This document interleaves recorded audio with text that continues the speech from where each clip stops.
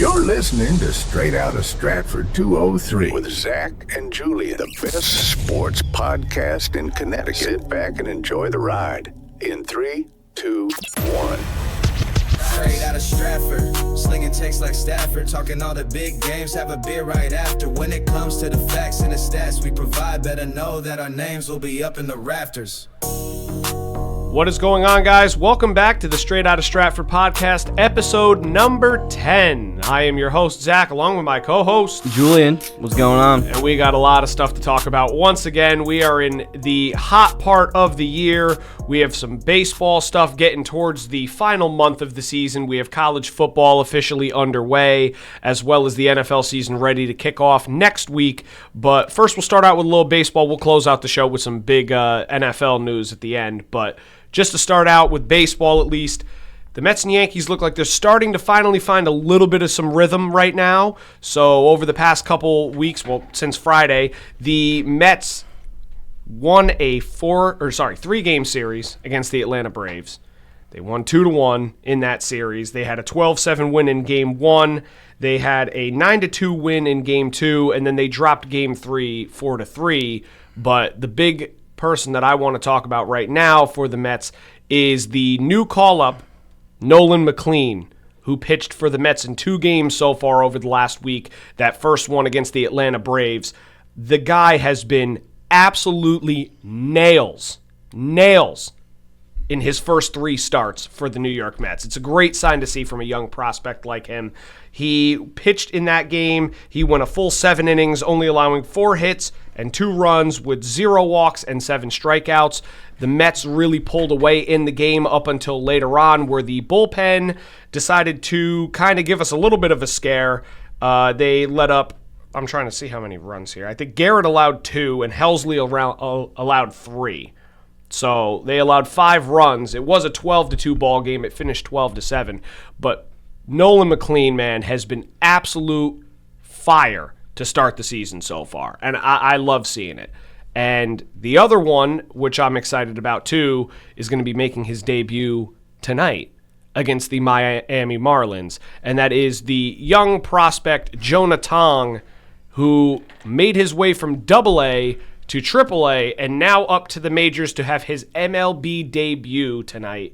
I'm extremely excited for that. If he's any bit like McLean's been, the Mets are in for a very, very good show, I think.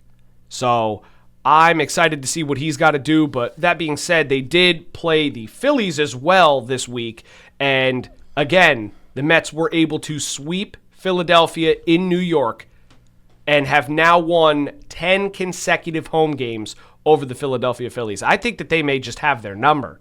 I don't know. I mean, when a team wins that many games against a certain like team, like the Phillies with the Mets with the Phillies, I'm saying it, the Red Sox with the Yankees. Well, maybe this season so far. This season so far. I mean, I'm just talking about this season. I mean, there's not much you can do. No, there's not much you can do at all. It's not like in football, one half, the team has your number. You go in at halftime, you make a ton of adjustments, and you come out in the second half, and they don't know what they're doing because you switched up your entire game plan. Yeah, no, I mean, it's not as easy to do that in the MLB. No, it is not. Especially since you're facing a different pitcher every game. Exactly. You're facing a different pitcher every game.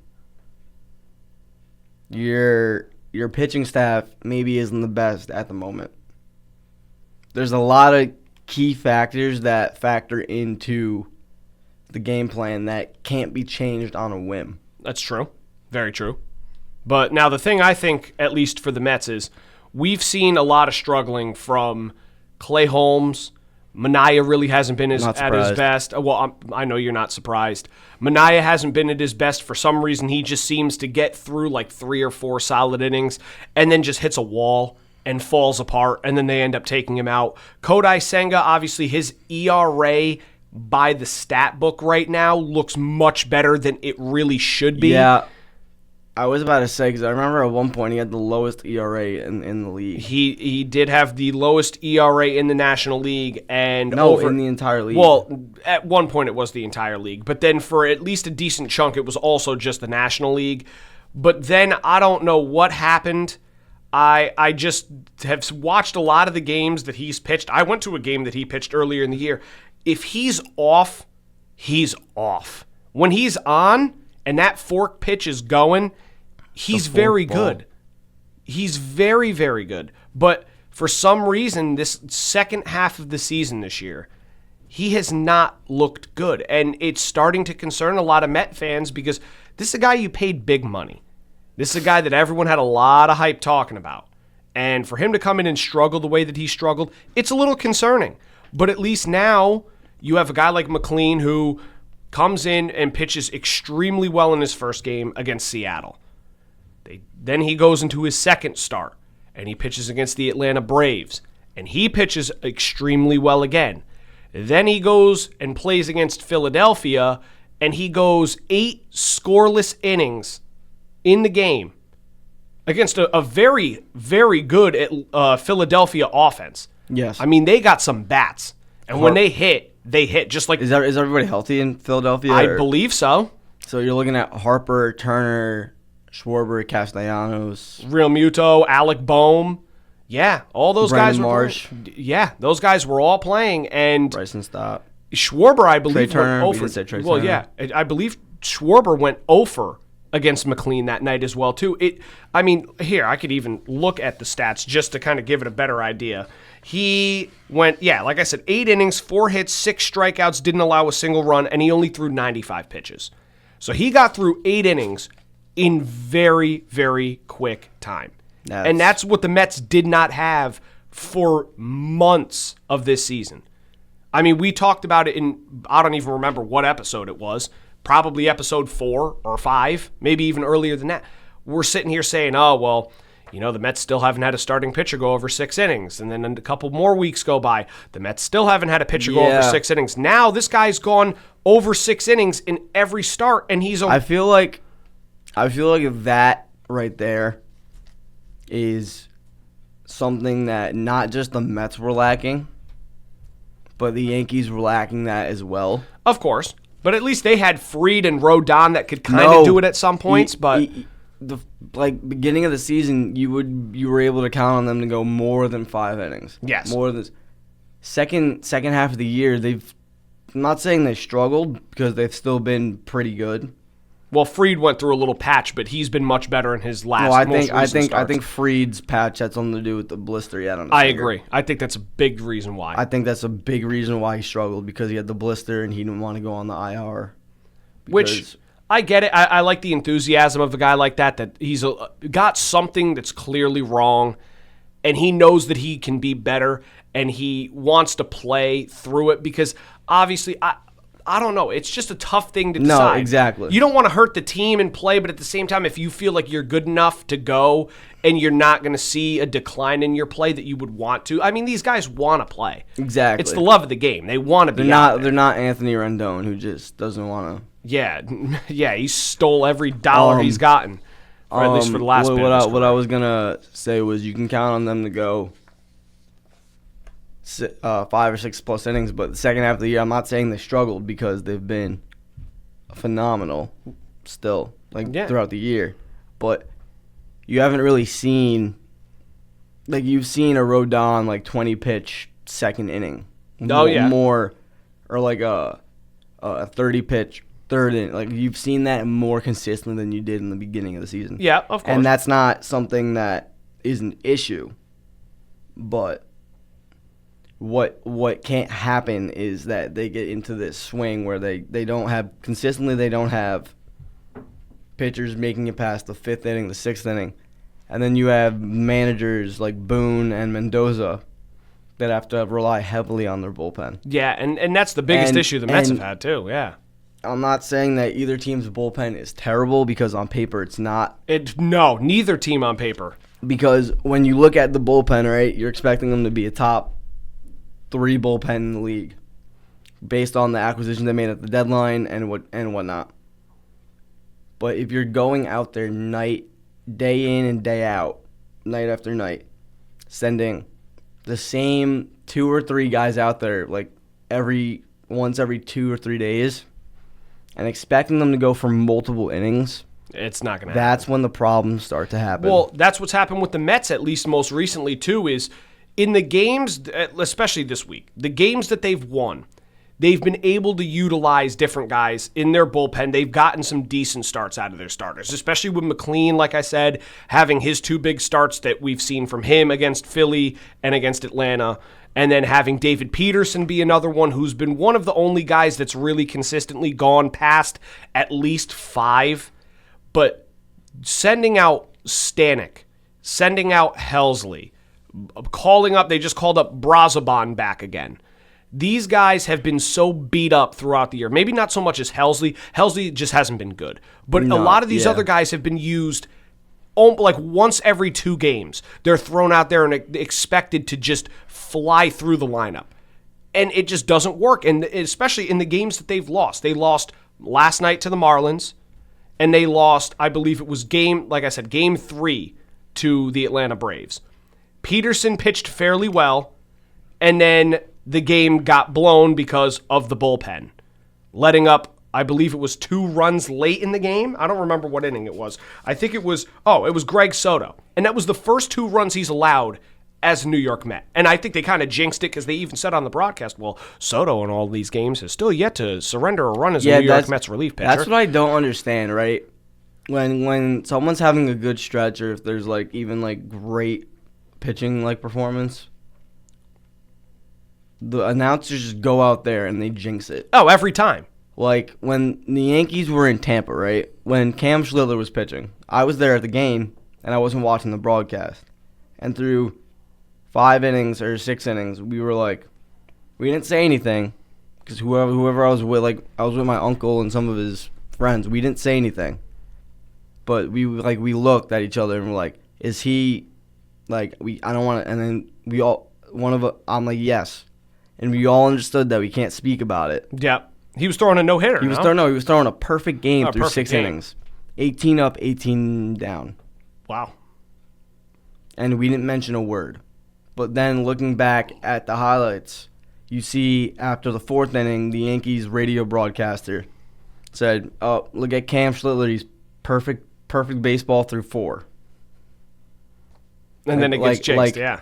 It gets jinxed. And that happens a lot. I mean, it happens in every sport. It happens in every sport, but it happens a lot. Well, just like the Steph Curry moment, you probably remember which moment I'm talking about. He's at the free throw line, and they said Curry's made, I don't even remember how many consecutive free throws. And then he missed the free throw, and he looks over at the broadcasting booth because he could still hear him, and he just looks and goes, really? You had to say it to jinx me? Come on. It happens in every sport. They bring something up, and it ends up getting ruined. But at least going back to the Mets side of it a little bit, I'm just happy that they've been able to show a couple more signs that they seem like they have a little bit of life in them. I know right now they sit 5 games behind Philadelphia for the NL East, just because after that series they were behind 7, and they won the 3 games, so they were able to bring it to 4. Philadelphia went absolutely ballistic last night against Atlanta, which we were talking about if we would mention it. Kyle Schwarber hits 4 home runs last night, and there's a good chance that now he could end up winning the NL MVP. He's probably one of the favorites. It's either him or I'm assuming Ohtani are going to be the 2 favorites to win it. Yeah, but I mean, I don't really know who else. Suarez was in that talk, and then he ain't in that talk no more, unfortunately. I don't even think he's in the talks for AL MVP. No, he's not. The AL MVP, I think, could be very easily summed up in 2 names, and that's either Cal Raleigh or Aaron Judge. Those are the only 2 names. Anyone else really in the conversation? Actually, it really shouldn't be anybody else in the conversation. I'm gonna say this now, and I could be flamed because of bias. Oh, I knew exactly what you were saying. I know what's coming. Aaron Judge should win the MVP. I don't care. No, I'm not even saying that he should win the MVP. Mm-hmm. It does, because I'm just saying this as a standpoint as to where all the fans are. Because in 2017 or 2016, his rookie year when he won Rookie of the Year, every single he was second in MVP voting, and the only better stat that Altuve had was batting average. Judge was better in everything, and Altuve won because he had a higher average, right? Mm-hmm.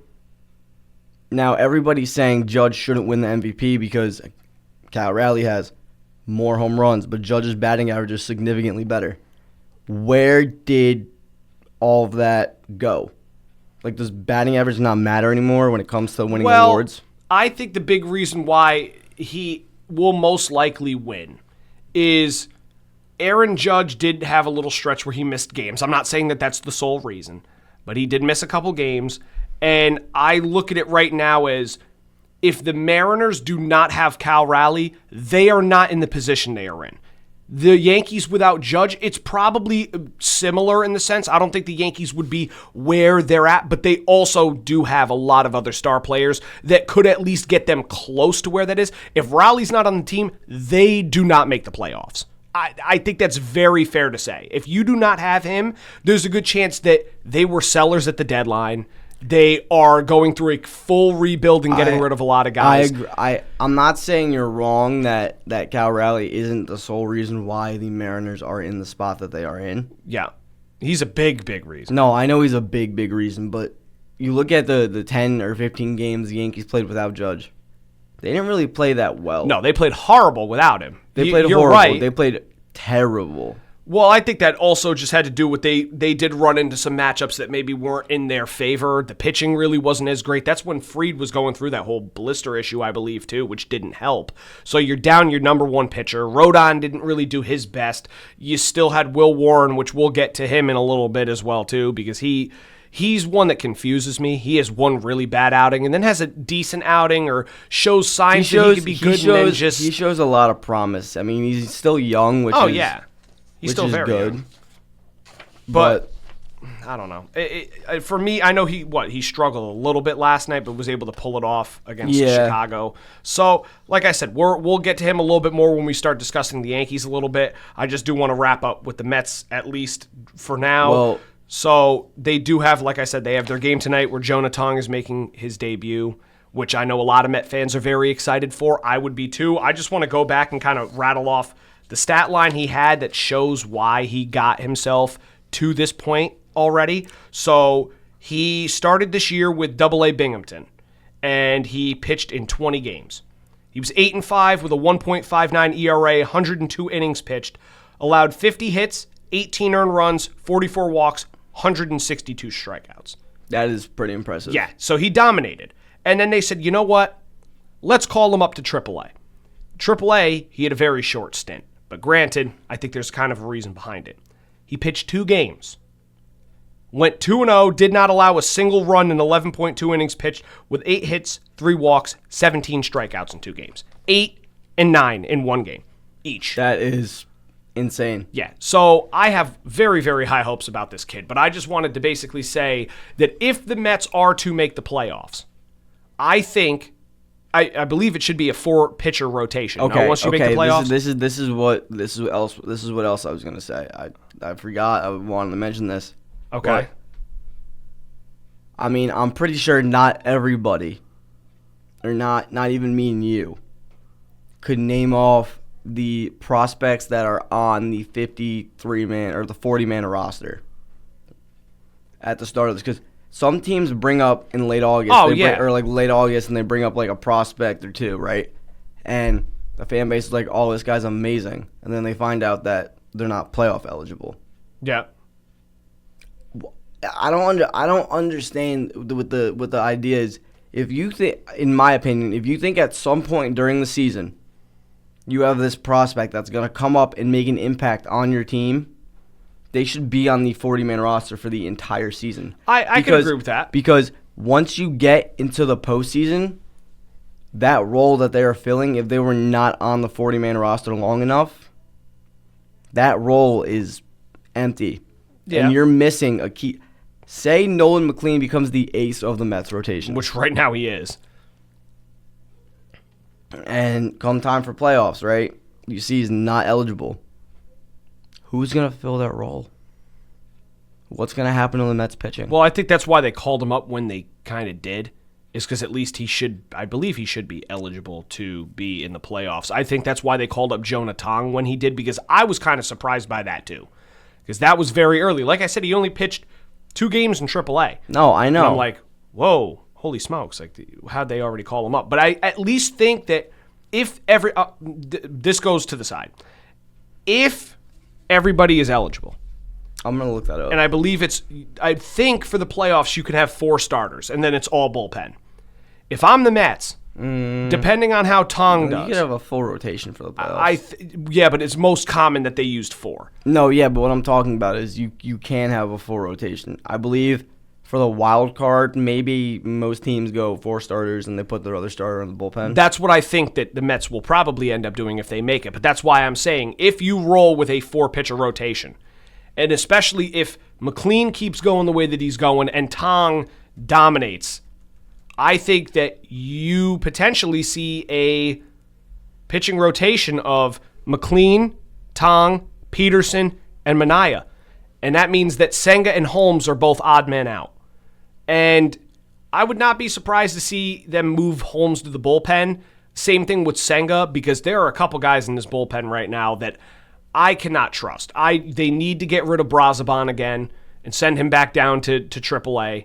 Ryan Stanek needs to be DFA'd to the moon. That guy is horrible. All he does is he throws hard. That's it. And I've said this from the beginning of the year when we first got him too. I even said I was like, who is this guy? Even last year, I think it was last year when he pitched for them a little bit, I wasn't a big fan of his either because his control is so strange. It's so strange to me. And so I sit here and I watch Ryan Stanek continue to get trotted out every game. He's the big reason why they lost again last night, because he starts, when he comes in, he walks the first 2 batters. This cannot happen. It can't. So I know that they still have a full month of baseball left, and I know that they should be all right. They should make the playoffs. I think they still have a 4.5 game or 3.5 game lead over the Cincinnati Reds, who they do have to play at some point down the line. So they still lead in the wild card race. I want to win the division. I think it's still possible. You have to play Philadelphia again. I think that it's possible for them. And I think it's possible for the Yankees. Okay. I think they should make the playoffs too, even though they have a tough stretch coming up next month. Very tough. I was looking at it. They have to play Toronto. They have to play Boston. I'm pretty sure they have to play Detroit. I think you're right about that. There are at least, I think, 12 games on their schedule that are not easy. Well, all I'm going to say is this: Let's see. Next month is going to determine how well the Yankees will perform in October. Yeah, well, that's the big telling. Yeah, it's a big telling point. If the Yankees come out next month and they drop 6 or 7 of those out of those 12 games, I'm not really going to be looking forward to October because. Well, you may not look forward to October if they don't win some of those games. They may not make October. Yeah, they may not make. Yeah. But so like I said, you look at the end of August. They close out August with the White Sox, who they're playing right now. They still have another 3 games against them, right? Well, then September. Before we go further into that, what I'm going to say right here is that there's no minimum number of games the player must play in the regular season. They just have to be on the 40-man roster before the end of August. Yeah, so that's, like I said, that's why they called them time to put them on players that roster. Players on the restricted list are also eligible unless they served the PED suspension earlier on in the year. Of course. But that's why I said I think that's why they called up Tong when they did, is because they know that if he does end up panning out, he's eligible to pitch in the playoffs. So that's a good thing. Now, one thing I also was going to say is the last thing that the Mets want to do is, I know he's struggling right now, but it wasn't that great in the bullpen. Last thing the Mets want to do is move Clay Holmes back to the bullpen. I don't like it. I'm not a fan either. I'm not a Mets fan. I don't like it. I don't know why you gave him $30+ million. Do you know? I could tell you why. Because David Stearns is a genius, supposedly. And it's not a diss to Stearns either, because I like some of the things that he has done. There are some things that I do not agree with at all. I'm not one that's going to flip-flop on certain things here. I'm going to say something before we kind of transition more into the Yankees, because then we still have a lot of football to talk about too. Is I'm still not a fan of Mendoza. I think that, like I said, the team this year, that win streak that they've just kind of went on where they beat Atlanta in that series and then swept Philly has nothing to do with Mendoza. That has to do with the fact that their roster on paper is good enough. They should already be doing that. I'm going to say this. Even the run in the playoffs last year had nothing to do with Mendoza. That's what I'm saying, is the run last year was all momentum and vibes. I said that to so many people. You had Jose Iglesias, wasn't that? Yeah. Oh, my. Yeah. But, no, that run was solely momentum vibes, the dugout and the locker room, or whatever you want to call it, they were all clicking. Everything was working for them. The pitching staff looked good. You know, like I said, the hitting was clutch. They had a lot of comebacks. That roster was not as good as the roster that they have this year on paper. No, but the vibes were high. And that has nothing to do with Mendoza.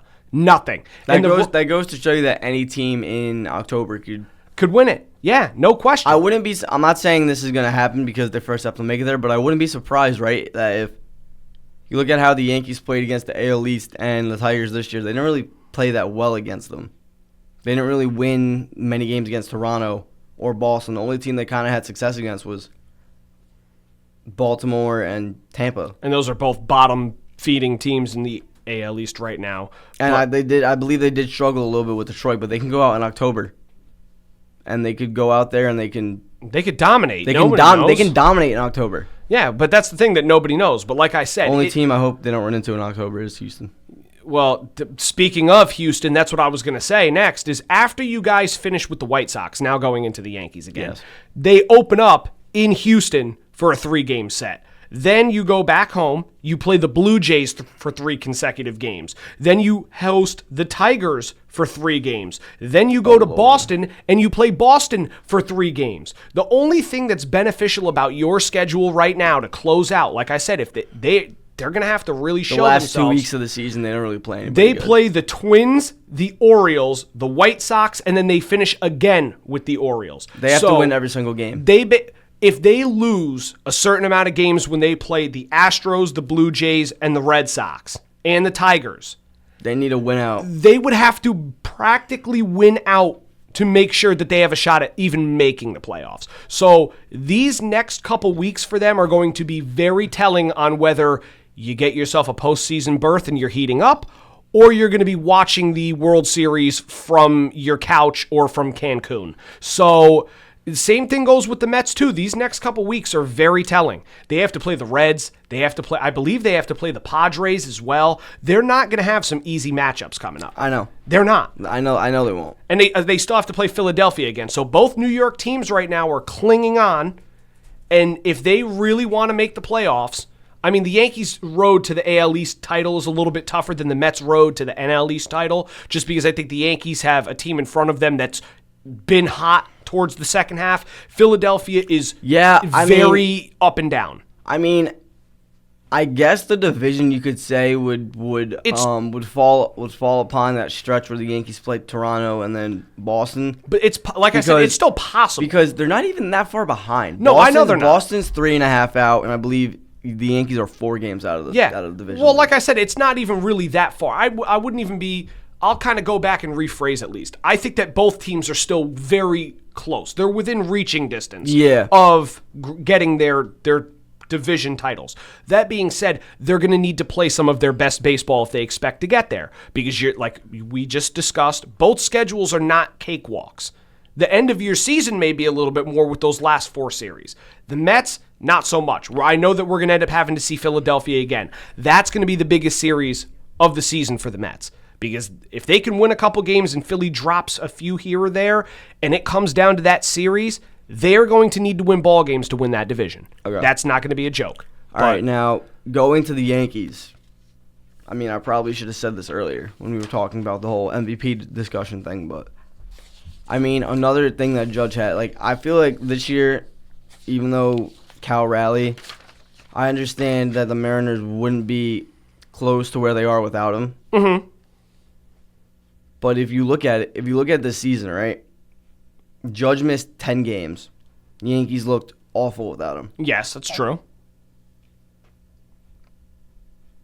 Judge literally, like, I'm not saying he brings the energy in the clubhouse, but when he's in the lineup, the team is just like better off. Well, of course. I mean, that's what common I'm saying, sense. it's common sense, but what I'm also saying is if you look at the stats for this year, right? Mm-hmm. I believe he's the only player in the league right now that has played an entire season that has an OPS over 1,000.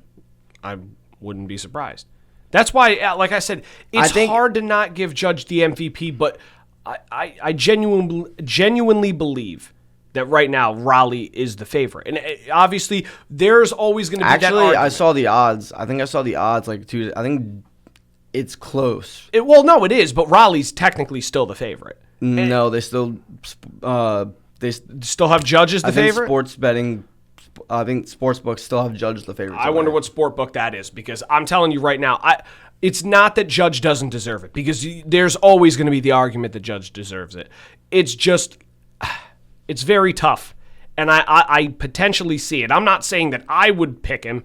I see them picking Cal Raleigh, especially if he keeps going. He's close to getting to Judge's record. I would say if he breaks 62, then go give him the award. And he's not far off. I think he's at what? 12. He's 12 away. He's 12 away. If he breaks that, I would give it to him. Even still, there's always going to be that argument that Judge deserves it. It also depends on how well of a September Judge has. Well, that's also big too. Because if Judge goes out there in September, and let's say September comes around after the first week, he's like, Booney, I'm good to go. And Boone starts rotating. That's another thing that I want to talk about. When Judge does go back out in the field, they cannot just let Stanton ride the DH spot. They have to rotate him in the field.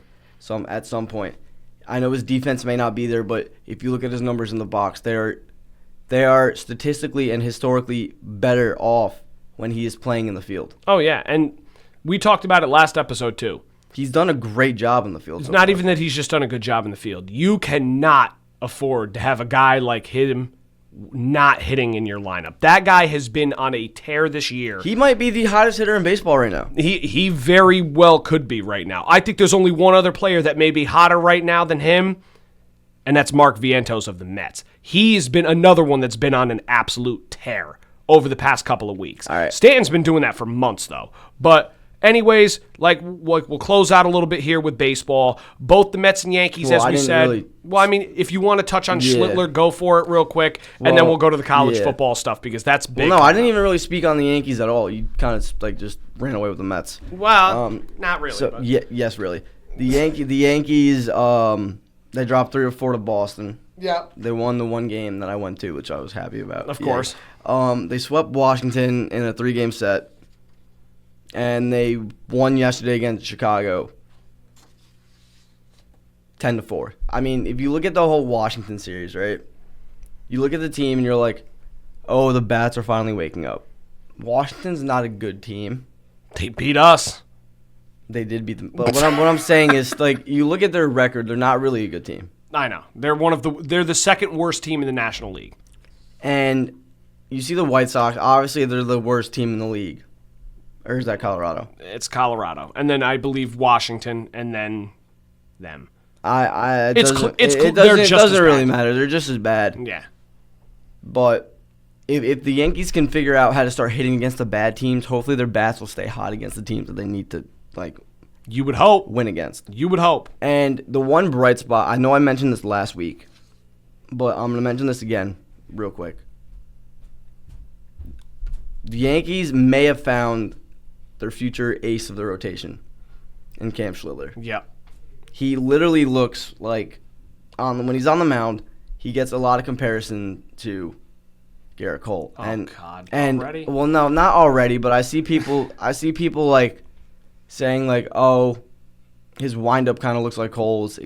The way he throws, the velocity reminds me of how Cole throws, because Fried doesn't throw the ball close to 100. Neither does Rodon. No. Well, lefties usually don't very often. Not many of them do. You're looking at what Cole does, right? Cole can dial it up to 101 when he needs to. Yeah, that he can. I believe when he pitched against the Nationals, he struck out, it was either James Woods or C.J. Abrams on a fastball. I don't know if it was down the middle. It might have been up and away, but it was 101 or 102. And he just did it so nonchalantly. It made it look like it was effortless for him to throw 102. No, it probably is. He's a big boy, so He's 6'6". Judge is only 1 inch taller than him. and he's shorter than Stanton is, or about the same height as Stanton. Because I think Stanton's taller than Judge. Yeah. Stanton's 6'8", Judge is 6'7". That's big boys. But when you're looking at Cam Schiller coming up in July for an injured Clark Schmidt who was out of the rotation for the rest of the season, he's played in 8 games and he has a 2-2 record. Okay. You may think that he hasn't really performed that well. No, But when you look at his stats, he has a 2.76 ERA through 8 starts. that's very good. 42.1 inning pitched, Okay.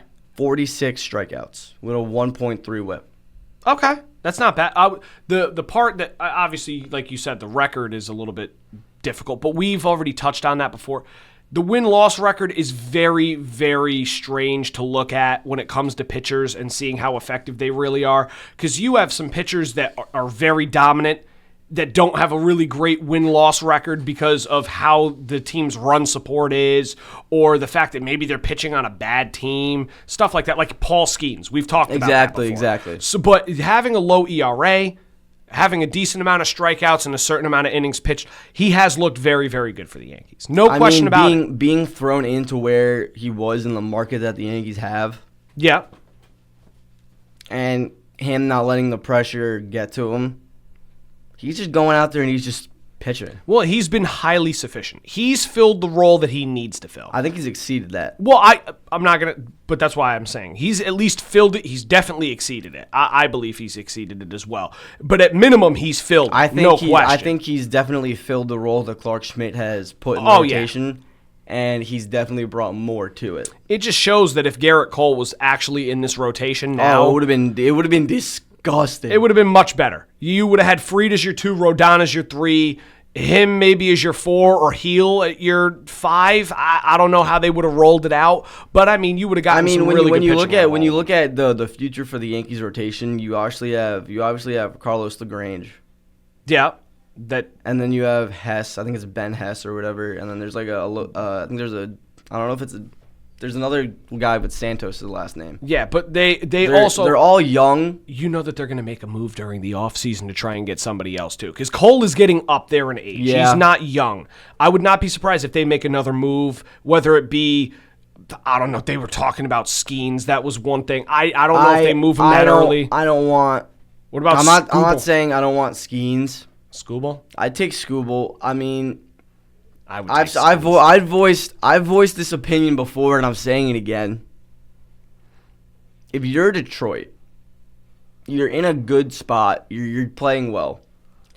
The only way you keep Tariq Skubal for next season is if you go out this year and you win the World Series, because then you're like, you know what? We got to pay the guy. Let me hear me out. Okay. They're like, you know what? We're gonna run it back. We're gonna add a few pieces in the offseason.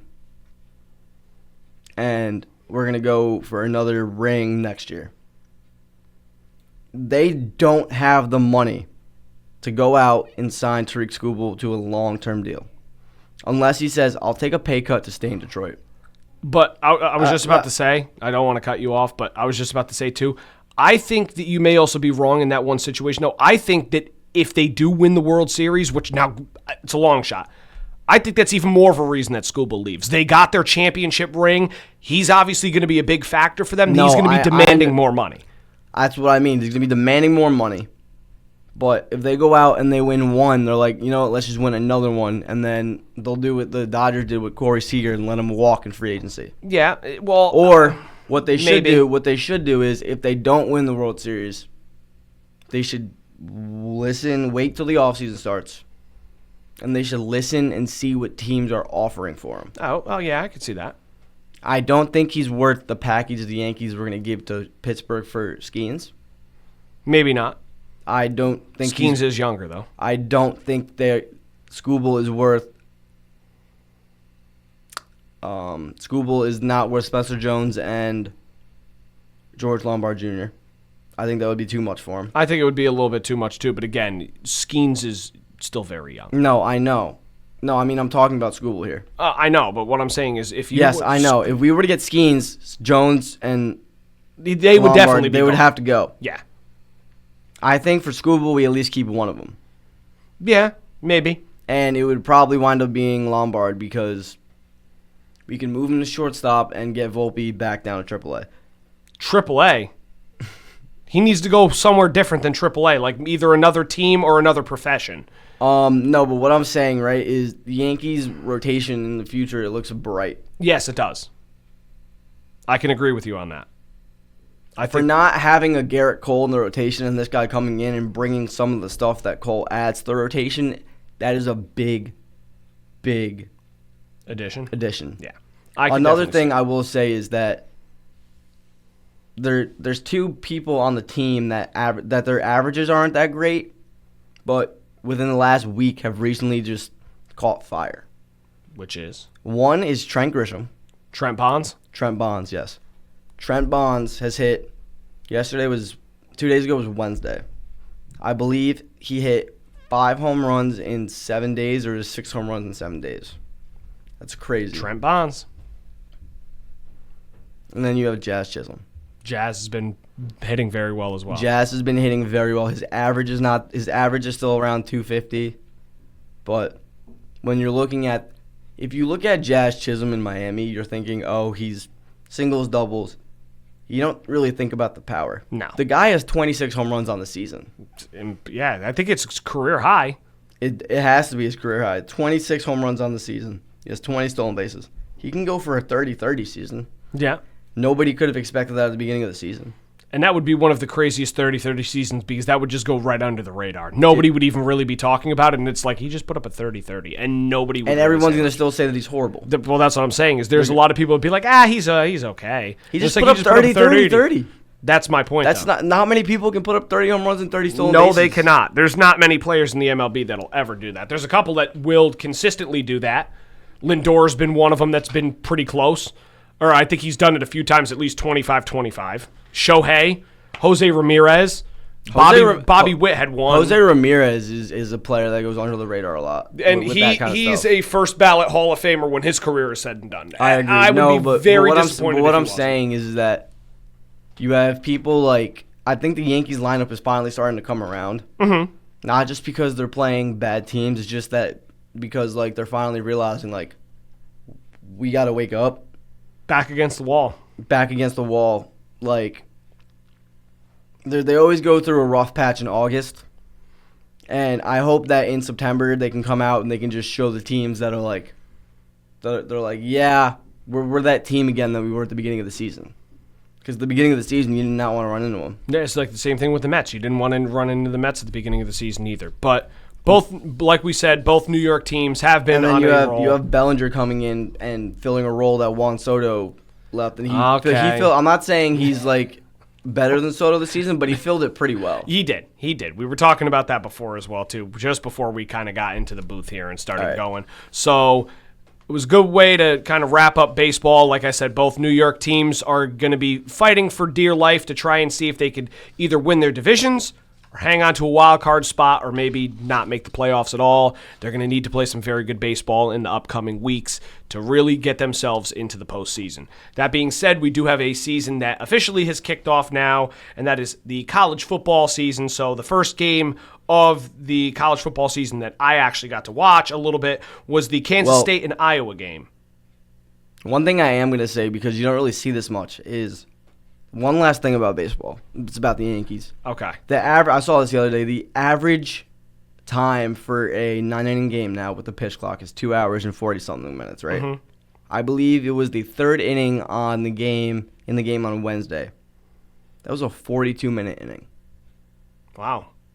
The Yankees put up, I believe they put up a lot. They put up several runs. They might have been like 7 or 8. Oh, was that the game that they beat the crap out of the Nationals? Yes, it's that game, but it was a 42-minute third inning. Yeah, that probably makes sense. A lot of pitches thrown, a lot of hits, a lot of runs scored. So, no, it makes sense. But you don't see that often. No, you do is what not. I'm Not trying to anymore. say. You do not. Now you can talk about college Okay, football. now let's officially start with college football. So week 1, like I mentioned, just started last week. So we saw Kansas State and Iowa State face off in Dublin, Ireland, which was very interesting on Saturday, August 23rd, as the Iowa State Cyclones defeated the Kansas State Wildcats by a final score of 24-21. Rocco Becht helped lead the Cyclones to the first win of the season, finishing with 14 completions on 28 attempts for 183 yards and 2 touchdowns. And Avery Johnson, his opposing QB, had also a very good showing, going 21-30 for 273 yards passing and 2 touchdowns as well.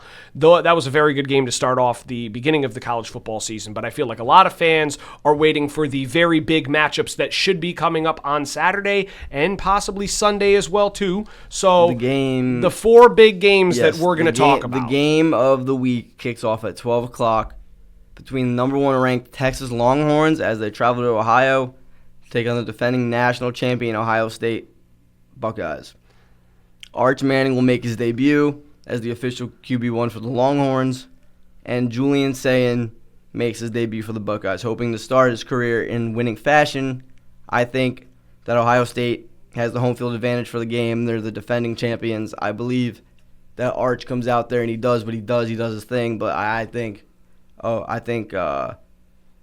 with the recruiting class and everything, Ohio State does go out there and does beat Texas tomorrow. See, you think that they beat Texas. See, for me, this is where I'm going to touch on this. I'm going to try and make this quick because I posted a little clip of me talking about Arch Manning. Yes. And a lot of people online wanted to kill me. I'm going to keep this very brief.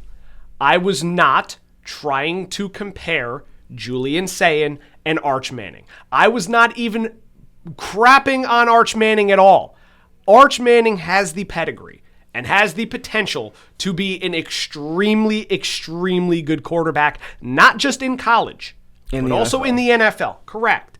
Now, the thing that I got yelled at for was that people were saying to me, when I said this whole thing about Arch Manning, well, why are you only talking about Arch and not talking about Julian Sayin when you think about this upcoming matchup? Well, now, granted, I did say a few things. I said that starting quarterback for Ohio State is gone, Will Howard, and they're gonna have somebody else. But what you're not seeing is that Julian Sayin came in rookie camp and whatnot, and he played fairly well.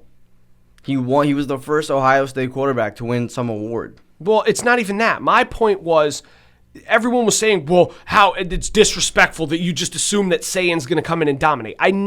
We never said that. No, it's not even that we wouldn't say. I did not say anything about Julian Sayin because Julian Sayin is not talked about nearly in the limelight that Arch Manning is. This is where I'll kind of go on a little tangent. The only reason Arch is getting talked like this and being compared to whatever and saying, oh, he has a big thing to look up to. It's Manning. He's a Manning. You have Peyton Manning. You have Arch Manning. You have Eli Manning. You have Archie Manning. Yeah, but anyway, it's not even just about that, though. My point is, when you look at all of the college quarterbacks this season, there are so many guys that are very good quarterbacks coming into the season. You have a potential Garrett Nussmeier maybe stepping up this year for LSU. Obviously, I'm not saying that he's going to be the best quarterback. Maybe not. You have Carson Beck playing his first year at UMiami. Not really so much about him either. More Drew Aller or Allar, whatever. I don't know how you pronounce his name. Exactly. The quarterback from Penn State. I believe his name is pronounced Aller. I think it is Drew Aller. Very good quarterback. He could probably make a step up this year as Penn State's supposedly going to be a very good team this year. Then you also have Lenora Sellers from South Carolina. Supposedly this kid is extremely good. You have DJ Lagway, who a lot of people were mentioning to me. Why didn't you say anything about him? There's a lot of guys in college football that are very, very good. There's also another new name that everybody seems to be talking about, and that's Bryce Underwood, the new quarterback for Michigan, who was the #1 recruit in the nation in 2025. I mentioned him a little bit last week. My point is, if you look at Arch Manning, and you look at some of what these analysts and professional journalists are saying. They're making him out to have a Patrick Mahomes-like season. They're making him out that he's already Patrick Mahomes. Do you know who Field Yates is? Yes. He is, for those of you that don't know, Field Yates is the expert mock draft and expert fantasy football guy for ESPN. He's been there for years, and people view him as this high, very smart, intelligent, very quick on his feet, and knows exactly what he's talking about. He's supposedly their expert. He already has Arch Manning as the number 1 pick in next year's draft. The only thing that I judged was he's played 2 games. It's too early to determine It's way too early. Now, if I've said this again, I'm going to sound like a broken freaking record here. I said this last time. If Arch Manning comes out and dominates, absolutely dominates throughout the whole season, then absolutely no question he deserves to be the number 1 draft pick. With the pedigree he's got, the last name, the image, the tangible skill set that he has, on top of now the results, then yes, he deserves to be the number 1 pick, no question.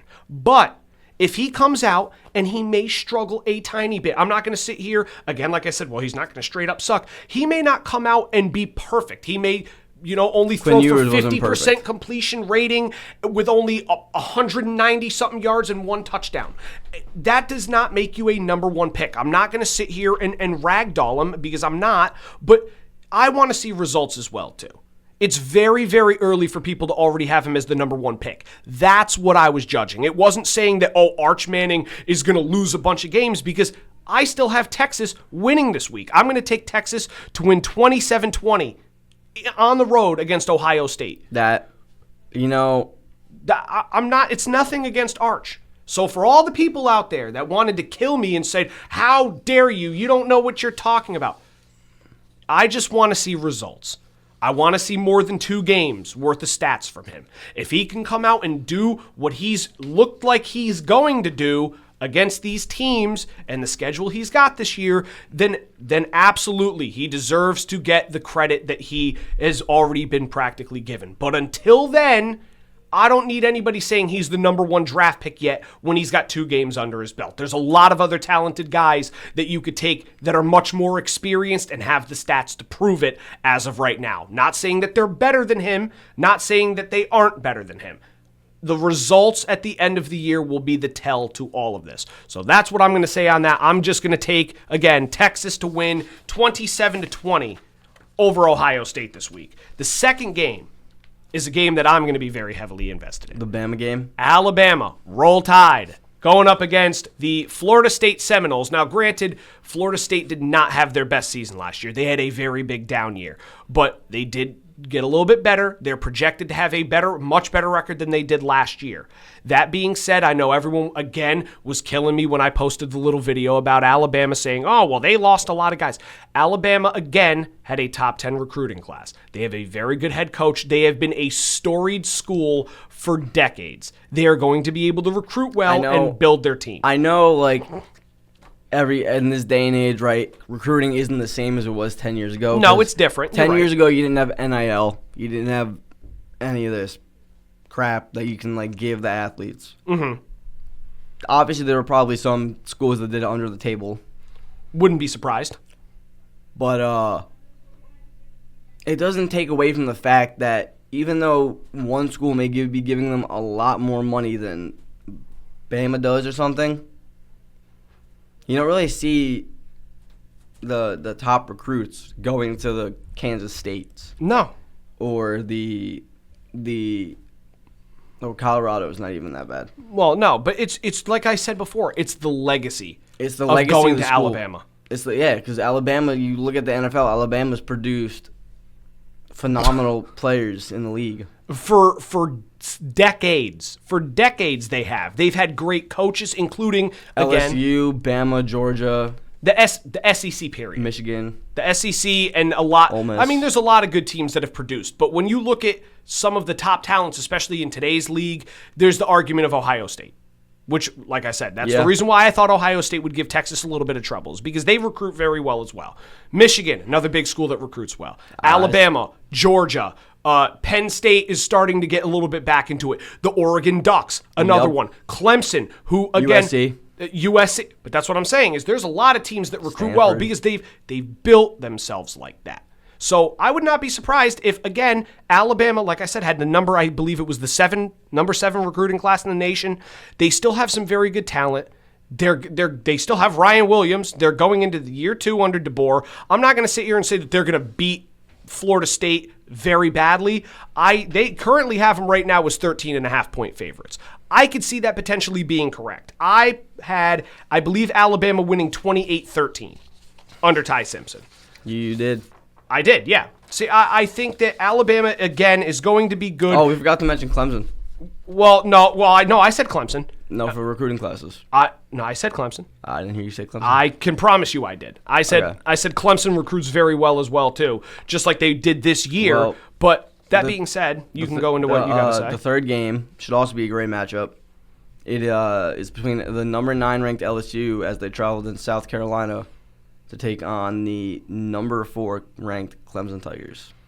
And like we just said, Clemson had a very good recruiting class. Supposedly, there are a lot of analysts that are even saying that on both sides of the ball, Clemson may have a roster that is one of the better rosters in college football this year. I had another guy kill me about this, too. They'll obviously have a better quarterback than they had last year. Who? I think, didn't they have DJ, whatever his name was last year, Ualigahi or whatever? No. No, for Clemson? Oh, no, he was originally, I think he was originally scouted by Clemson or something. I think he was there for 1 year, but he was at Florida State. I got yelled at because I said Cade Klubnik. Supposedly his name is Cade Klubnik. It doesn't matter. You knew who I was talking about. The guy is still going to be a good quarterback this year. He already is a Heisman favorite. Supposedly not one. He's one of the top candidates in there. I think that he's good enough. I'm not going to sit here. I saw somebody say, oh, well, the ACC stinks and, his schedule's a cakewalk. Listen, they recruited well. Dabo Swinney has already seen them, I believe, win 2 national championships under his regime. He's a good coach. He recruits well. They're going to have a good team. Even if the rest of the ACC stinks, they'll be one of the bright spots in the ACC. It's not the ACC's fault. It's not at all. It's these top recruits want to go to the schools that we mentioned in the SEC or the Big 10 or the Big 12. They don't necessarily want to go to the ACC. They don't. But now it's going to be an easier conference for them. I guarantee they will most likely win the ACC conference back-to-back years. They already won last year. They're probably going to win again this year. And if they do, that guarantees that they're going to end up making the CFP. And the only reason why I said I think they have a good shot at running deep and possibly winning the whole thing is because if they win the ACC, now granted, their ranking is already, I believe, what'd you say, number 4? Yep. If they could beat LSU, I would not be surprised if they make a bump up if one of these other teams struggles a little bit. Even if Ohio State loses to Texas week 1, they may flip-flop. Clemson's going to be good. I saw, again, like I said, I saw all these people saying, oh, well, Clemson's not going to be that good. They can't beat anybody outside of the ACC. Listen, if they get to play against Arizona State in the second round, they should be able to beat teams like that. Yeah. I'm not saying that they're going to go out and beat Alabama or they're going to go out and beat Ohio State or Texas. Those are top teams in the country for a reason. I think that they have a good shot if they get some favorable matchups that they could potentially make it to the CFP.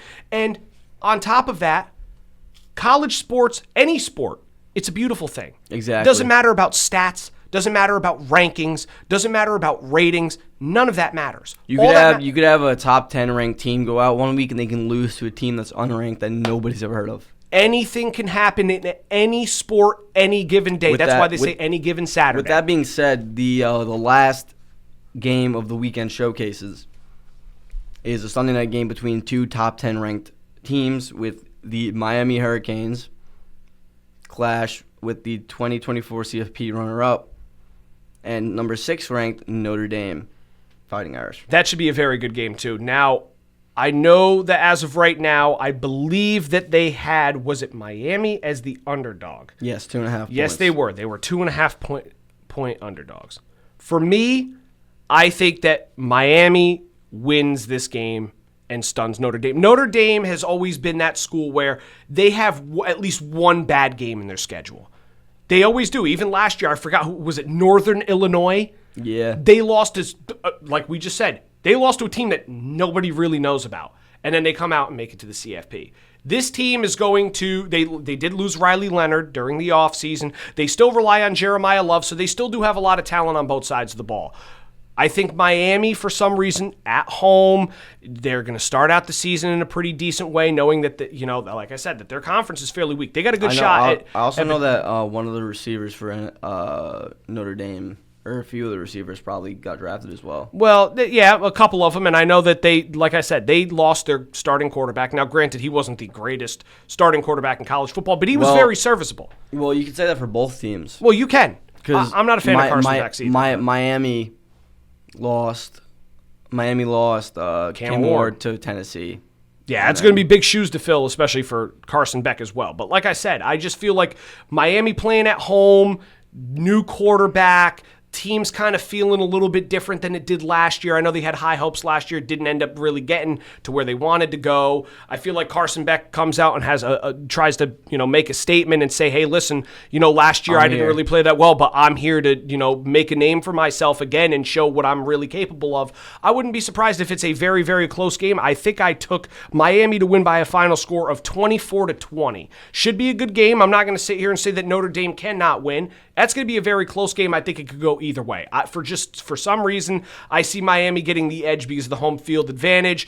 Obviously, Notre Dame working through a new quarterback, Miami as well, but Carson Beck's got that little edge of experience, so I could potentially see Miami winning this game. Now, with that being said, we're going to pivot more towards the NFL. Yes, sir, which we're excited for. Yes, Let's we go. are very excited for the NFL. First game is a week from today, I believe. No. Yes. No, first game is a Thursday. It's a Friday night game. In Brazil, September 5th. Oh, I thought that the first game was September 3rd. No, it's September 5th or 4th. I'm pretty sure that it was almost a Thursday night game. No, it's a Friday night game. Why would they do a Friday night? I have no clue why they would do a Friday night game. No, I was right. It starts Thursday. It's the Cowboys and Eagles in Philadelphia to open the season, but then you are also correct. It's the Chargers and Chiefs that open up Friday, September 5th, and that is the game that is in Sao Paulo. No, because I remember I only got that confused because last year they did that game. That game would have been today. Yeah. Because they did that game a week early last year. They did do that game a week early, but yeah. But now, speaking of NFC East, Cowboys and Eagles, Brian Robinson Jr. of the Washington Commanders was traded to San Francisco 49ers in exchange for a 6th-round pick in 2026 on Friday. Which was crazy to me. That was news that broke right as we left the studio. That's the second week now where we leave, and the minute we walk out of the studio, I pull my phone out and go, oh my God, we just missed breaking news, and he got traded. And now this former Bama alum now becomes the running back number 2 in San Francisco, behind Christian McCaffrey. Of course. Now, obviously, they mentioned it in the press conference and said that he was going to be the running back too. Obviously, you could have assumed that with McCaffrey there. That being said, the reason why they traded Robinson was exactly what I was talking about in the last episode. Because they signed Terry McLaurin to an They extension. Proceeded to sign Terry McLaurin to a 3-year, $96 million $96 million. That's what, $32 a year? Yep, $32 million a year, which I knew was coming. That puts him, I believe, tied for sixth as the sixth highest paid wide receiver in football, averaging $32 million a year. He averages the same amount as division rival A.J. Brown, which is very impressive. So, that was very surprising, but I knew it was coming. Is that the Bucs wound up releasing Shiloh Sanders. Stupid that he punched that after guy. He threw a punch in the last preseason game. Yeah, that was not too bright. I mean, obviously, he did have his little moments where he struggled a little bit, but that was the icing on the cake. The minute that he did that, that was not the smartest move. No. Now, granted, it was a little bit instigated. That guy kept pushing him and pushing him. I don't remember the guy's name, but he was, I believe, the tight end for Buffalo, kept shoving him around. Is it Kincaid or Knox? No. And he got a little bit frustrated and threw the punch. Now, granted, I think he'll be all right. He'll probably find a home somewhere else at some point, but not really the greatest move there either, but, it is what it is. But then you also I did see one thing that kind of surprised me too, was the Desmond Watson release. The Tampa Bay Bucks drafted Desmond Watson, the defensive tackle out of Florida, who's like 460 430. or 430. and they told him that they needed him to lose weight, and he was held out of the entire preseason, standing on the sideline for practices and games watching, and then they proceeded to release him. So now his NFL future kind of looks unclear until he loses a little bit of weight, which was shocking because he was a fairly decent player, very big boy. For the size that he was, his speed wasn't bad either. So I think that if he can find a way to lose the weight, some team will value him and find him a good spot on their roster. But I don't know when exactly that will be. But speaking of another signing, you have Trey Hendrickson, who agreed to a one-year deal, giving him a $14 million raise. This is something you don't see very often. No, it's very, very rare. He was already making $16 million for this upcoming year. And instead of saying, hey, you want an extension, we'll give you your extension. They're like, hey, how much more money do you need to play this season? He goes, give me $14 million.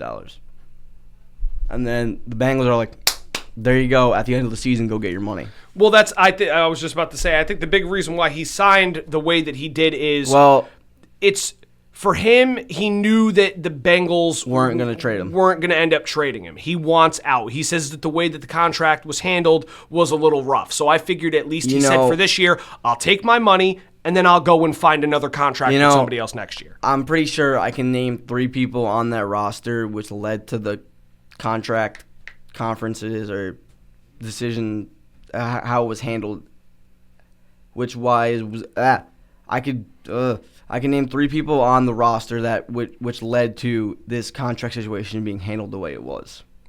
Joe Burrow, Jamar Chase, and T. Higgins? Yes. I figured that was the direction you were going in. The 3 highest paid players on that roster. What a shock. They were guys all deserving of their money that they got. I understand, but at the same time, you just can't put all your eggs in your offense basket and leave nothing in your defense. That's true. No, you're 100% right on that too. But those guys, you can't sit here and tell me that they didn't deserve their money. I'm not saying they didn't deserve their money, but you let guys like Jesse Bates walk out, and now Trey Hendrickson's going to leave after the season. Well, I guess they must have a feeling that they're going to be able to sign somebody for fairly cheap. They'll get some veterans or maybe some unwanted young talented guys. I don't know. Even with that, you look at their defense, and that's the main problem. And what they're doing still is they're still prioritizing their offense. Yeah, and they, like we said a couple weeks ago, they better be scoring 70 points a week because that defense is probably going to be letting up 30 or 40 plus. Now, with that being said, we have the wide receiver Jacoby Myers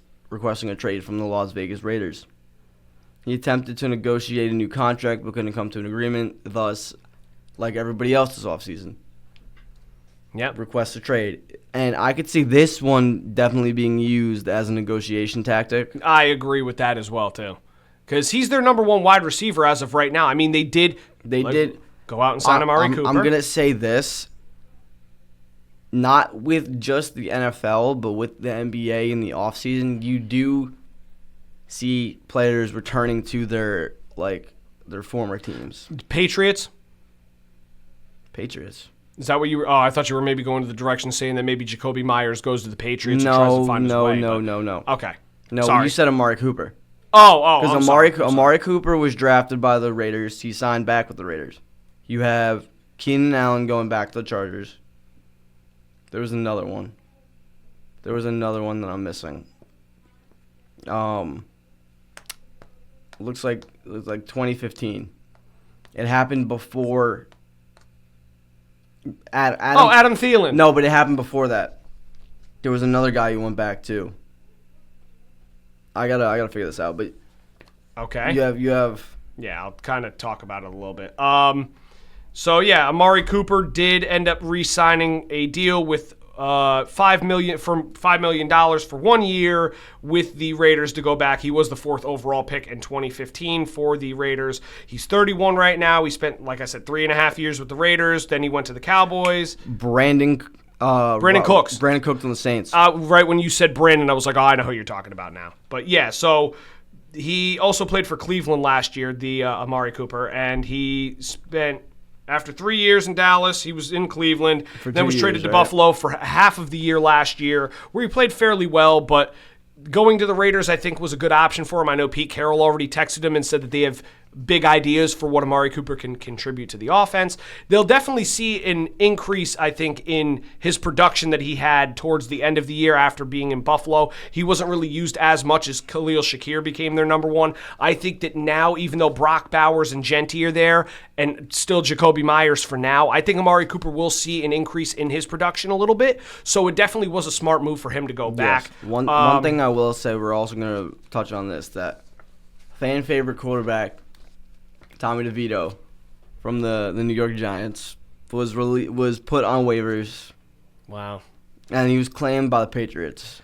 Yeah. Mm-hmm. Yeah. That's a very strange place. I saw a lot of people saying that the Jets might want to target him. So he would stay technically in New Jersey. But, yeah, the Patriots were able to claim him. So Tommy Cutlets is no longer in New York. It's a sad day for some Giants fans. And then you have Tommy DeVito, who went on that 3-3 run a few years ago.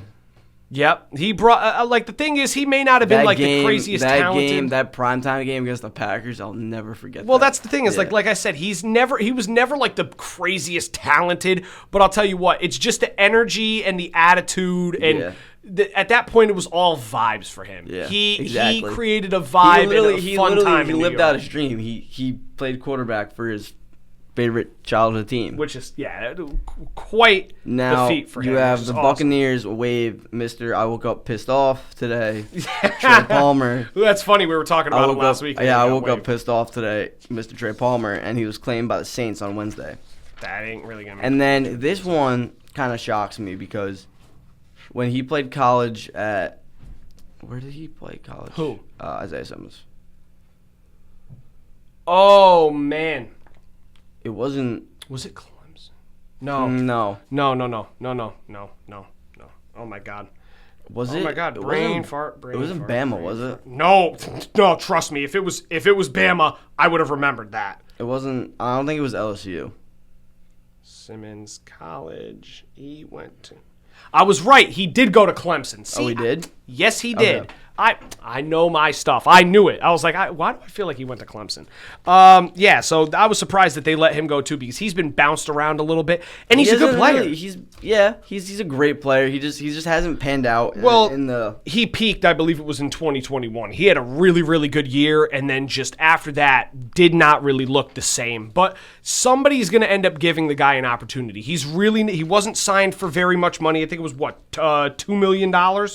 $3 million. He wasn't signed to a very expensive deal, so I would not be surprised if they find a way to sign him. Now, the two jobs that I actually didn't even mention on here was the two quarterback positions. So you had the Saints this week announced that Spencer Rattler will be their starting quarterback week 1 over their first-round draft pick, Tyler Show, which was very, very surprising to me. Tyler Show was their first-round draft pick? Oh, he was one of their first – sorry, what did I say, first round? He may have been – No, he was not their first round. What I meant to say is he was one of their first draft picks that they had this year. Taking Tyler Show over Shedeur was a mistake. Nasty. Was nasty, but if they did that in the first round, they never would have heard the end of it. No. So they named him quarterback 1, Spencer Rattler over Tyler Show. And then on top of that, you had the Cleveland Browns. Obviously, they had already announced Joe Flacco as quarterback 1. But surprisingly, they put Dylan Gabriel as quarterback. Well, they put Dylan Gabriel at 2 and Shedeur at 3, and then proceeded to trade Kenny Pickett to the Las Vegas Raiders, because Aiden O'Connell fractured his wrist, and he will be out for 6 to 8 weeks, which that was another big shocker because now you get to keep all of those quarterbacks, and people still forget Deshaun Watson's technically still on that roster as well, too. Yeah, well, Watson's not playing at all. Well, no, he's not. Supposedly, he posted a video of him rehabbing, and he said that he feels really good right now. Now, granted, I don't know if he's going to be back this year. I doubt it, but you never know. Then you also saw Hunter Renfrow got cut from the Carolina Panthers. After having a 1 year off due to health complications, he decided to try and make his return, and he signed with the Carolina Panthers before the preseason. He did fairly well in the preseason, too. He didn't do bad. I'm just surprised that they moved off of him, especially now that they have no Adam Thielen either. So their receiver room is now Tedoroa McMillan, Jalen Coker, and Xavier Legette. So I'm assuming that's what they're going to roll with. Now, if I'm a team that's looking for another wide receiver, Hunter I'd be Renfrow. calling Hunter Renfrow. Yep. Because when he was in the league, even you saw probably the clip of Derwin James talking with Ryan Clark. And they sat down and interviewed him, and they were talking about who's the number one receiver. And Derwin James said, well, Tyreek Hill and blah, blah, blah, and kept going. And then he said, if you got to understand, like, some of these guys, when they make these cuts and they break away, like, guys like Renfrow can really change the game. And Ryan Clark looked at him and goes, did you just put Hunter Renfrow in the same conversation as Tyreek Hill? And he goes, isn't that the encyclopedia salesman? And Derwin James looked at him and goes, that man ain't no encyclopedia salesman. He goes, you watch film, don't you? He said, yeah. Go watch the film and tell me that that's an encyclopedia salesman. That man ain't no encyclopedia salesman. Hunter Renfrow was nasty. I did see that clip. Hunter Renfrow was nasty at Clemson. He was good in his first year with the Raiders. I mean, he put up 1,000-yard year with the Raiders as well, too, as a wide receiver, too. So people got to give the guy a little bit more credit. I hope that someone picks him up. I really do. Hendon Hooker signed with the Panthers after being released on Tuesday from the Lions. Now, this is probably what everybody's waiting for. Yeah, this is what we'll close the show out with here. I am ready to just thank the Lord I am not a Dallas Cowboy fan. Depressed Cowboys fan had the Micah freestyle Parsons last night. Was traded to the Green Bay Packers for Kenny Clark, a D tackle who is 30 years old and injury prone. And then 2 first-round picks. For 2 first-round picks. And then he proceeded to sign a a 4-year, $188 million with $136 million fully guaranteed. I'm gonna. Okay, I'm not mad that Dallas traded Parsons because I wanted him out of the NFC East. But out of all teams that Dallas has history with, they chose the Packers. The team that took belt to ass on them in 2023 in the playoffs in home when Dallas had not lost the whole year. I know. And they proceeded to get mollywopped, and they traded him to the Green Bay Packers. No, I know, and that's the thing. It's kind of funny in a way. Well, for you, for both of us, it is. What my question is how many times is Jerry Jones going to just look at the future of this franchise and be like, you know what? No. Well, the thing is, it's not even just You saw what he said. He said the reason we got rid of Parsons is because we needed to stop the run. Like, I saw so many people in the comments going, listen, I know that Micah's more of a pass rusher, so if you want to stop the run, you get rid of your Pro Bowl defensive player who's known for pass rushing. So now you're not going to be able to stop the pass either. What are you doing? Not only Pro Bowl defensive linebacker. What are you He doing? might be one of the best defensive players in the league when healthy. No, he is one of the best defensive players in the league when he's healthy. And they gave He him is away. a monster. They gave him away for a bag of chips. Well, it's not even a bag of chips. Kenny Clark, like you said, is older. He used to be on the Rams, too. So Kenny Clark was really good for the Packers maybe like 2 or 3 years ago. He also played for the Rams, and he was halfway decent as well, too. Yes. But the 2 first-round pick part made me very skeptical because that's all you get? No, it's not even that. It's if they're Green Bay's first-round pick, so, right? If Green Bay ends up being a favorite making the playoffs, those are late first-round picks anyway. It's not like Green Bay is going to be the New Orleans Saints possibly this year where you're going to get a first-round, like a top 5 pick. Green Bay's got a chance now to be legit contenders in not just the NFC North, but in the NFC, period. So if they end up making a run, that first round pick that they're going to have, I don't know if maybe, I'm assuming it's a 2026, is going to be what, like 24th in the first round? Yeah. I mean, that's another thing that I was thinking about, too. Whoa. I understand that they got Kenny Clark, and Kenny Clark is a big piece of that trade. When you're looking at Micah Parsons, he's a generational talent. Going into his prime. Going into his prime. You don't really see many players of his caliber in the NFL at the same time. There's only probably one exception, like, who is close to him, or that can be him when he gets to his age, which is Abdul Carter. When you look at Abdul Carter, he went to the same school that Parsons went to, and he probably learned from the same people that Parsons did. Abdul also tweeted at him yesterday, too, and said, I saw that big contract. Let me hold some money. Yeah. Yeah. Which is funny. But I just can't believe it, man. Aside from Abdul Carter, there's not going to be somebody that young at that position who's going to put up numbers like Micah Parsons did. No, it's not going to happen. And I'm just so surprised because I get, now granted. And you get Kenny Clark and you get 2 firsts. They could have gotten more. You could have got way more from Green Bay. You could have got a lot more from Green Bay. Well, it's not even that they just, like we said, all factors included. You trade him to a team that knocked you out in the playoffs and historically has had your number. Yeah. Then you also give him away for a player that's a little bit older, not good. And injury prone. Or not as good and injury prone. And 2 picks when you probably could have gotten at least 3. You probably could have got at least 3 first-round picks for him. Yeah, and you probably could have got 3 firsts, at least two seconds, and then maybe a third and a fourth and a fifth. Well, I don't know about all that. That's a lot. I know what you're saying. You could have gotten way more for him. You could have definitely gotten 3 firsts and 2 seconds. But I know I've spoken to a lot of Giants fans. I have a lot of friends of mine who are Giants fans, and they told me one thing. Somebody please keep Jerry Jones healthy. Let that man live another 50 to 60 years because if he's going to keep running the Cowboys the way that he is, they are not winning squat. Now, I saw Des Bryant tweeted something after the trade was completed. This has got to be a joke. You saw what he tweeted? I think no. Des Bryant goes out and says, I gotta look. He goes, I want to let you see what he has to say first before I say it. Please. Let's see. Des Bryant.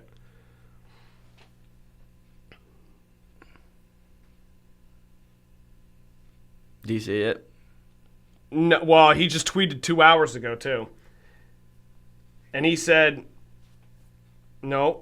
If I stand correct on what I believe the Cowboys are doing, I'll say that was a great trade." No. That's what he just said 2 hours ago. Look what he said yesterday. We mentioned his name earlier.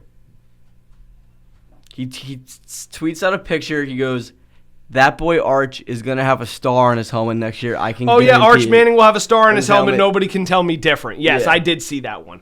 But if I'm a Giants fan, I don't want that. No. Not only just because of the NFC East part, but seeing a Manning in a Dallas jersey, I would cringe. Well, I don't know if that happens just because of Dak's contract, but God knows what they decide to do because I was seeing a lot of fans online after the whole Micah Parsons trade saying Dallas will be lucky to win 5 games this year now. I don't know if that's the truth. Obviously, we still are going to see that at some point during the year because the game's got to be played for a reason. We don't know what's going to happen. I was just so surprised that they waited as long as they did up until right before the season starts. He didn't play in any of the preseason, didn't even practice. He was eating nachos on the sleeping on the medical bench on the sideline, just laying there with his hands over his head like that. That's hilarious. I'm not even, obviously, I'm wearing the Rams shirt. So obviously people know I'm a Rams fan. I'm a Giants fan. This has nothing to affect me at all. I'm just sitting here baffled for all Cowboy fans. Somebody has to tell Jerry Jones to just sell the team. I know he came out and said he's not selling the team. He's going to run the team till the day he dies. But by the time he dies, the Cowboys might not have a future. They already don't have a future. Like I said, if I'm a Giants fan, I'm an Eagles fan, I'm a Commanders fan. Well, the one thing that I'd be cheering. The one thing I can say is I am ecstatic that Philly didn't call Dallas and say, what is it going to take? No, okay, hold on.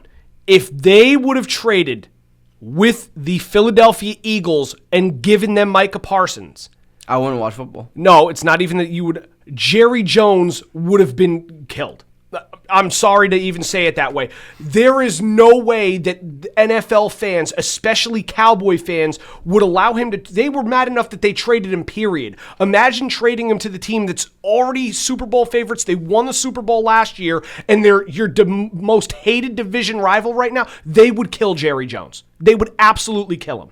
if they traded him to the Eagles. So that's already bad enough that he didn't trade in division. My buddy last night was saying to me, what about if he got traded to the Giants? They would have never allowed a trade in the division. But the fact that you didn't trade him in the division, but you trade him to a team that literally also has your number and it's a storied rivalry between the two franchises is just as bad. Absolutely pathetic from Jerry Jones. Dallas Cowboy fans, like, as much as I want to sit here and laugh at you because a lot of them I'm not a big fan of, I'm so sorry that you have to deal with something like that. Everyone else is just enjoying every moment of it right now. Except for maybe the Detroit Lions, because now they have to face Micah Parsons. And the Vikings and the Bears. And the Bears. That division is not very happy. But everyone else, especially the teams in the NFC East, are absolutely thrilled. That being said, thank you guys so much for tuning in to episode number 10 of the Straight Out of Stratford podcast. I am your host, Zach, along with my co-host, Julian. And we will be here next week to record episode number 11. Yes, sir.